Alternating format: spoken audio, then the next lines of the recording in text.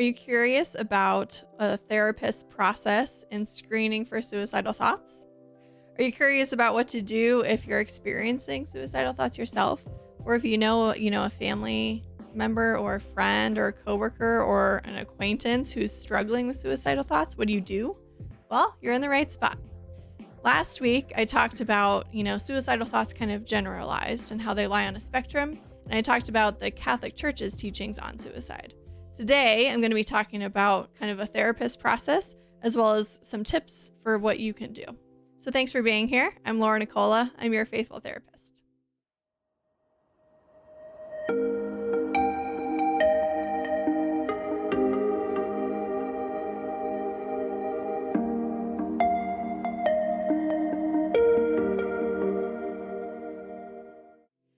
So let's talk about what a therapist's job is when looking out for suicidality. So when a person that's new comes in for a consultation, most people ask for a history, of mental health illness or just struggles or just kind of presenting, safety concerns. So pretty much right away, you're kind of screening for, is this person experiencing suicidal thoughts? Now, I think a lot of people are sometimes concerned, well, if I say that I'm experiencing thoughts or I say that I'm suicidal or that I have been, I'm going to have the police called on me, or I'm going to have to go to inpatient or I'm going to be locked up or whatever. And that is so far from, true. That is a very antiquated, unfortunately stigmatized kind of response to it. That's not actually how it goes. Unfortunately, I hear about people having suicidal thoughts more often than I would like, right? But I can count maybe on one hand how many times I've had to hospitalize or suggest that a person goes to a hospital in order to remain safe. It just doesn't happen that much because this person that's asking for help is wanting to get better. So let me explain that a little bit. So when a therapist hears, okay, yes, I'm having suicidal thoughts, or yes, I've, thought about hurting myself, or yes, sometimes like this comes up, it's a conversation. It's not, that the therapist immediately jumps to, okay, this person is unsafe sitting across from me, I have to call 911. It's a conversation. And that conversation, can be very calm and it can be very practical and it can just be, okay, that's part of my job is to make sure that you're safe. And so I'm just going to ask you a few more questions about kind of what that looks like and, kind of how far, those thoughts are, in your head, something like that. Pretty basic, right? So when you screen for somebody that is having suicidal thoughts, in my last video, I kind of explained how it lies on a spectrum. I could have, like I said in my last video, 5 people having different levels of suicidal thoughts, and I could send them all home and see them next week. I could, send one to the hospital. I could ask one, like, how can we safety plan so you can remain safe until next week? There's lots of different ways to go, but there's a few components that are always thought about when screening for suicidal thoughts. And that's usually, okay, do I have a thought? Do I have a plan for how to kill myself? Do I have the means? So, my plan, do I actually have the necessary, pieces to actually carry that out? And then also, do I have the intent? Yes, I intend to kill myself. No, I don't actually plan on carrying out, this plan that I have. So you screen for these 4 things. And there's lots of different components that kind of go into each of those 4 things.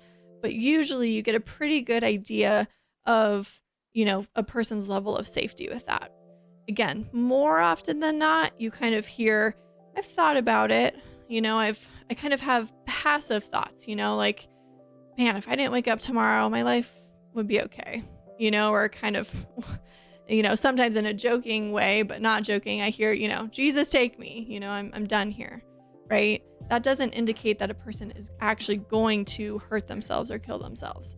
It just means that there's thoughts that are coming from somewhere that are stemming from some sort of mental illness, but they're not planning on doing it. So again, that's more common. in a therapy setting, at least in my experience. Because again, the internal world of somebody that's experiencing suicidal thoughts is so private usually that if somebody actually is seeking out help for counseling, then they're likely not going to carry out their plan because they're so wanting help so badly that they're willing to push past the shame and embarrassment. Thank God. So, we look at these, and as therapists, very specific and thoroughly. But again, we don't jump to conclusions, or I should speak for myself. I don't jump to conclusions, okay, this person is saying this. I have to get them on medication. I have to get them to the hospital. I have to call 911. Again, that's very rare compared to, okay, let's talk about this conversation and let's work through it. Let's make sure you're safe, right? That's priority number one. So one person one time though asked me how do you know when to take suicidal thoughts seriously? And the context that was being asked in just broke my heart, because I hear that a lot from parents, oh, my teenager's being moody and, said that they're going to kill themselves, but I don't believe them. Okay, but we have to take it seriously because of many reasons. There's accessibility. That's, I think more common. There's impulsiveness, especially in teens. There's kind of in kids, there's a lack of understanding of finality, so they may not even realize what they're doing. So there's just lots of cause for concern for not taking those seriously. So I usually suggest, I don't care in what context it's said. I don't care who says it. I don't care, the circumstances. I don't care how, moody or not that teenager is. It has to be taken seriously. And the same thing goes in session. I'm not just going to glide past, oh, suicidal. Oh, how's your work going? I'm going to be very specific and say, okay, can we slow down and talk about that for a minute? That's my job to keep you safe. So again, if we could just kind of go through that a little bit, I need to ask you some further questions to make sure that I can keep you safe, or you are safe. So it's important to take it seriously. Okay. Now, I think it's hard because, it's well, what do I do? What do I do if I'm feeling these thoughts? What do I do if I know somebody that is feeling these thoughts? Let's start with if you're feeling these thoughts or having them run through your head. Short answer is please go to therapy. Simple answer, right? Again, therapists are trained professionals to screen you for this, to talk about it, and to form a plan for how to get rid of them. Because again, nobody wants to be suicidal. Nobody wants to have those thoughts. Nobody wants to end their life. So find the appropriate person that can help you. And I know that takes an incredible amount of courage, but your life is worth it. So take the time to do that. Okay. Now, for knowing somebody that, is struggling, maybe you have a fear that they're having suicidal thoughts, or maybe that they're, impulsive, or that they're, they haven't been able to find a therapist yet, or are disinterested, something like that. You have to know your limitations, that you're not a professional, and you can take steps to doing your absolute best to try to convince them to go to therapy. That's basically your job, is I need to convince you to go to therapy because I'm not trained in this, and it scares me enough that you're having these, these mental health issues. And so, how can I facilitate that for you? Can I find someone for you? Can I set up an appointment with you on the phone? Can I go with you? Whatever the case may be, and however much you're willing to do. But short answer remains, find this person a therapist because you need the professional help. Now, other things, are also great too. Maybe the person is in counseling, but they're still experiencing suicidal thoughts. Maybe they have an appointment scheduled next week and, you're kind of okay, what do I do now? Right. The important thing is to just be there for them in the capacity that you are. So if they're your family member, be there for them as a family member.